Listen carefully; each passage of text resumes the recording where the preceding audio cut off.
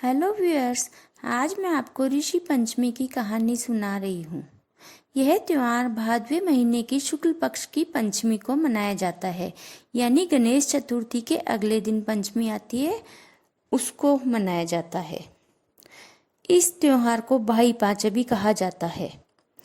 इस दिन बहनें अपने भाई के राखी भी बांधती है और उनकी खुशहाली के लिए व्रत रखती है। स्त्रियां चावल, दही, कुट्टू की पुड़ी आदि खाती है। पूजन विधि में पाटे पर एक गणेश जी रखती है और भाई बहन व ऋषियों की पूजा करती है। उन पर चावल व दही से जिमाती है और कहानी कहने के बाद उन चावल और दही को बाहर रख देती है ताकि कौवे आकर उन्हें खा लें। अब मैं आपको कहानी सुनाती हूँ। वैसे इस दिन 4 कहानियां सुनी जाती है। एक तो भाई बहन की, एक ऋषियों की और एक इस दिन जवाई को ससुराल नहीं आना चाहिए उसकी, और एक कहानी गणेश जी की सुनते हैं। तो अब मैं कहानी शुरू करती हूँ। एक दिन ऋषि पंचमी का दिन था। सब भाई अपनी बहन से राखी बंधवा कर जा रहे थे। ये सब देखकर एक लड़के ने अपनी माँ से पूछा, माँ, सब भाई अपनी बहन से राखी बंधवा कर जा रहे हैं, मेरे कोई बहन नहीं है क्या? मुझे भी राखी बंधवानी है। तो माँ बोली, तेरी बहन तो है, परंतु वह बहुत लड़ती झगड़ती है, वह अपने ससुराल में ही है। तो बेटे ने माँ से कहा कि माँ, मुझे तो अपनी बहन से मिलने जाना है। माँ ने मना किया, परंतु वह नहीं माना। माँ ने कहा, ठीक है, तुम अपनी बहन से मिल आओ। और माँ ने उसको पता बतला दिया। वह उसी समय अपनी बहन से मिलने के लिए निकल गया। चलते चलते रास्ते में एक जंगल आ गया। वहाँ एक अजगर जा रहा था। उसकी पूंछ पर उसका पांव रख गया, जिससे उसकी पूंछ दब गई। तो अजगर ने कहा, अरे पापी, तूने क्या किया? मेरी 1000 वर्ष की जून पूरी हो गई थी, तो मैं आग में दहन होने जा रहा था और तूने मुझे सुस्कार दिया। अब मुझे वापस 1000 वर्ष तक इंतजार करना पड़ेगा, इसलिए अब मैं तुझे डसूंगा। भाई ने हाथ जोड़कर विनती की कि मैं बहुत वर्षों बाद अपनी बहन से मिलने जा रहा हूँ, बहन से मिलने के बाद डस लेना। अजगर को दया आ गई और उसने रास्ता दे दिया। आगे गया तो उसे नदी मिली। नदी ने कहा, मैं तुझे बहाऊंगी। उसने हाथ जोड़कर नदी से भी विनती की और कहा कि मैं बहुत वर्षों बाद अपनी बहन से मिलने जा रहा हूँ, आते समय बहा लेना। नदी ने कहा, वचन दे। तो उसने वचन दे दिया। आगे गया तो एक शेर मिला। शेर ने कहा, मैं तुझे खाऊंगा। तो भाई ने उससे भी ऐसे ही कहा कि मैं बहुत वर्षों बाद अपनी बहन से मिलने जा रहा हूँ, आते समय खा लेना। शेर को भी दया आ गई और उसने भी जाने दिया। आगे चलते चलते उसकी बहन का घर आ गया।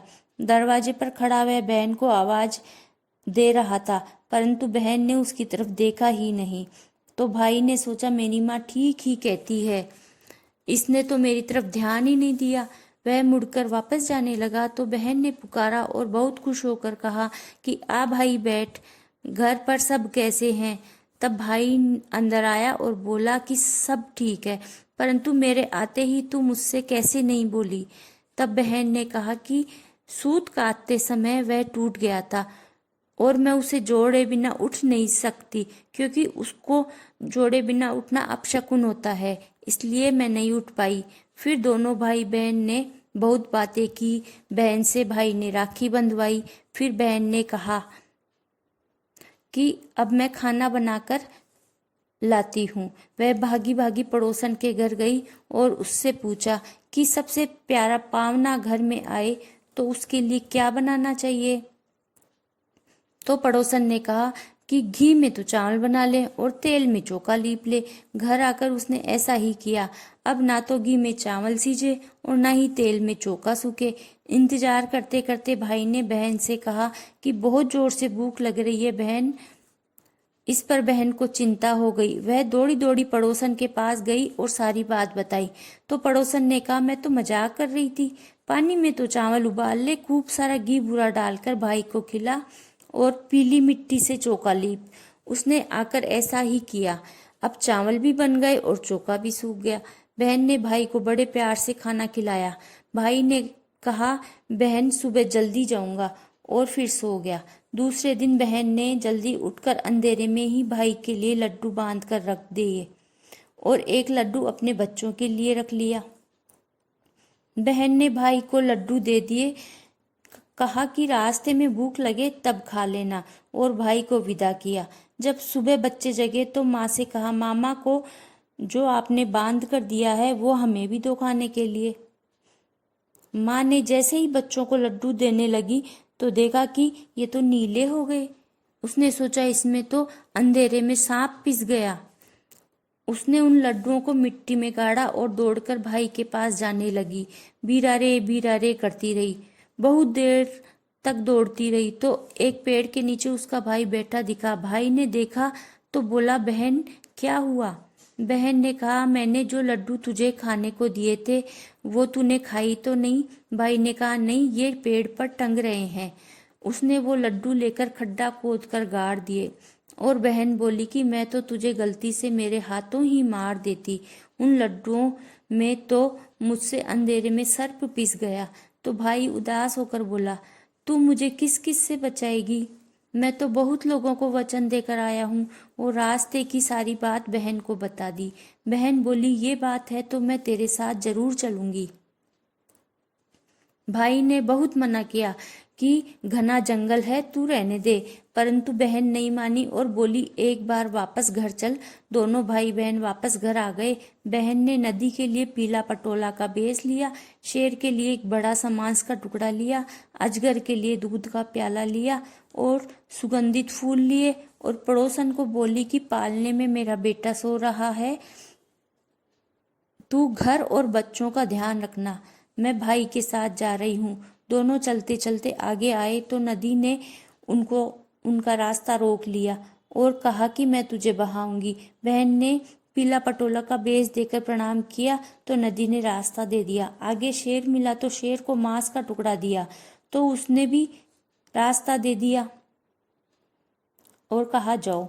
आगे अजगर आया तो उसका इंतजार कर रहा था वो, तो उसको भी दोनों ने प्रणाम किया और उसको दूध का कटोरा व फूलों की खुशबू और इत्र डाल दिया तो वह भी बहुत खुश हो गया और छोड़ दिया। आगे चलते बहन को प्यास लगी तो बहन ने कहा, मुझे तो बहुत प्यास लगी है। तो भाई बोला, मैंने तो पहले ही मना किया था, और थक कर बैठ गए।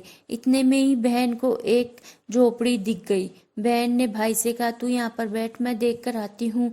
ऐसा कहकर वह ऊपर झोपड़ी में द्वार पर आकर बोली, दादी सा राम राम, थोड़ा सा पानी मिलेगा क्या? बहुत प्यासी हूँ। डोकरी ने उसे पानी पिला दिया और पूछा कि आप क्या कर रही हो? तो बुढ़िया माई ने कहा, तुमने पानी पी लिया, अब तुम जाओ। बहन ने विनती की कि आपको बताना ही पड़ेगा। तो बुढ़िया माई ने कहा कि मैं बेमाता हूँ और डिकनी गड़ रही हूँ। तो बहन ने देखा तो सब तो पूरी है, परंतु एक अधूरी क्यों है? उसने बुढ़िया से पूछा कि ये अधूरी क्यों है? तो पहले तो बुढ़िया ने नानुकर किया, फिर बताया कि साहूकार के इकलौते बेटे की डिकनी गड़ रही हूँ, उसको पैसारे की रात को सर्प डसने आएगा। बहन ने सोचा, ये तो मेरे भाई की ही डिकनी गड़ रही है। तो उसने बुढ़िया माई से पूछा कि इसकी मौत को कैसे टाला जा सकता है। तब उसने कहा कि जब इसकी बहन इसको बहुत भला बुरा कहेगी और सोना दो बन के काम करके उससे इसका जीवन दान मांगेगी, तभी इसकी मौत टलेगी, वरना नहीं टलेगी। इतना सुनकर वह तो वहीं से भाई को गालियां देती हुई आई। भाई ने सोचा, गई तो ठीक थी, अब अचानक इसे क्या हो गया। दोनों घर आ गए तो माँ ने कहा, मैंने तो पहले ही मना किया था। अब भाई बोला कि ये तो बहुत अच्छी थी, पर जब से डूंगर पर पानी पीकर आई है तब से जाने क्या हो गया। अब वह तो दिन रात भाई को गालियां देती रहती। दूसरे दिन से सुबह 4 बजे उठकर सोना दो बन के सारा काम करके आ जाती। सोना दो बन ने सोचा, आजकल मेरी बहुएं लड़ती नहीं है, सारा काम राजी राजी कैसे कर लेती है। सब बहुओं को बुलाकर पूछा कि घर का काम कौन करता है, तो सब बहुओं ने मना कर दिया। तो सोना दो बन ने सोचा कि आज रात को सोऊंगी नहीं और देखूंगी कि कौन काम करके जाता है। सुबह 4 बजे बहन आई और सारा काम करके जाने लगी तो सोना दोबन ने हाथ पकड़ लिया और पूछा कि तुम कौन हो और मेरे घर का काम क्यों करके जाती हो। तो बहन बोली कि तुम पहले मुझे वचन दो कि तुम मेरा काम करोगी, तभी मैं बताऊंगी। सोना दोबन ने वचन दिया। तब उसने बताया कि मेरे भाई को फेरों की रात सर्प डसने आएगा, तब आपको ही बचाना पड़ेगा। तो उसने कहा कि तूने तो मुझे ठग लिया, लेकिन वचन दिया है तो बचाऊंगी भी। आज से हम दोनों बहनें हैं। अब बहन निश्चित होकर घर आ गई। थोड़े दिन बाद भाई की शादी का दिन आया और बहन ने उसी प्रकार गालियां देना चालू रखा। जब भाई का लगन आया तो बहन ने कहा कि इस चौकी पर तो मैं बैठूंगी। सबने बहुत समझाया पर वह नहीं मानी और भाई के लिए दूसरी चौकी मंगवाई। उसी पर इतने में ही पहले वाली चौकी टूट गई। अगले दिन शादी में बारात को एक पेड़ के नीचे रोक दिया तो बहन बोली दूसरे बड़ के नीचे रोको। सब बोले ये गालियां देगी। वे दूसरे बड़ के पेड़ के नीचे ही रुके। इतने में पहले वाला बड़का पेड़ गिर गया। सब बोले बहन है तो समझदार। आगे जब भाई तोरण मारने लगा तो बहन ने कहा पुराने मकान के दरवाजे पर तोरण लगाओ। तो सबने कहा कि बहन कहे वैसा ही करो। इतने में ही नए मकान की देहरी गिर गई। फिर सब बोले कि बहन ने ही बचाया। इधर बहन ने सोना दोबन को बुला लिया था। जब फेरे हो रहे थे तो सांप आ गया तो पट से दोबन ने तलवार निकालकर सांप के 2 टुकड़े करके पोटली बांधकर रख ली और बगल में दबाकर ले गई और बहन से बोली कि बहन मैंने तेरा काम कर दिया है। बहन ने सोचा ये मौत भी टल गई। अब बारात लेकर घर आ गए तो पैसारा की रात यानी सुहाग रात आई तो बहन बोली कि इनके पास तो मैं सोऊंगी। तो माँ ने समझाया बेटी ऐसा नहीं होता है, परंतु वह नहीं मानी और जैसे ही भाई भाभी सोने के लिए गए तो उसने भी सारी तैयारी कर ली थी। पहली सिड्डी में मिट्टी बिछा दी, दूसरी सिड्डी में ठंडा दूध रख दिया, तीसरी सिड्डी में इत्तर और गुलाब के फूल बिछा दिए और ऊपर जाकर सो गई। आधी रात को जब सांप आया तो सबसे पहले मिट्टी में लौटा, फिर दूध पिया, इसके बाद फूल इत्तर की खुशबू सूंघी। तो सांप ने सोचा ब्राह्मण की बेटी ने स्वागत तो अच्छा किया है, परंतु मैं तो वचनों से बंधा हुआ हूँ तो डसूंगा तो सही। जैसे ही सांप ऊपर गया बहन ने सांप के 2 टुकड़े कर दिए और ढकनी से ढक दिए और उसका मुंह बांधकर सोचा आज मेरे भाई की मौत टल गई और आराम से सो गई। सुबह जब बेटा बहू और बहन की आंख नहीं खुली तो माँ को चिंता हो गई। वह देखने गई तो सीढ़ियों में खून देखकर चिल्लाई तो शोर से बेटा बहू की आंख खुल गई। बेटे ने माँ से पूछा। माँ ने कहा सीढ़ियों में खून देखकर घबरा गई, कहीं बहन ने तो कुछ नहीं कर दिया। तब भाई ने सारी बात माँ को बताई और कहा कि मेरी बहन के कारण ही आज मैं जिंदा हूँ। इतने में ही बहन जाग गई।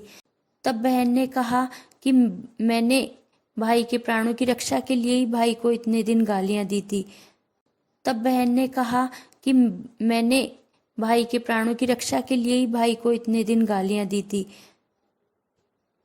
अब मैं भाई को गालियां नहीं दूंगी। इतना सब सुनकर माँ को बहुत दुख हुआ कि मैंने बेटी को गलत समझा। उसने बेटी को गले से लगा लिया। इस पर वह बोली कि मुझे अब ससुराल जाना है। मैंने पड़ोसन के भरोसे घर छोड़ा है, पालने में बेटा है।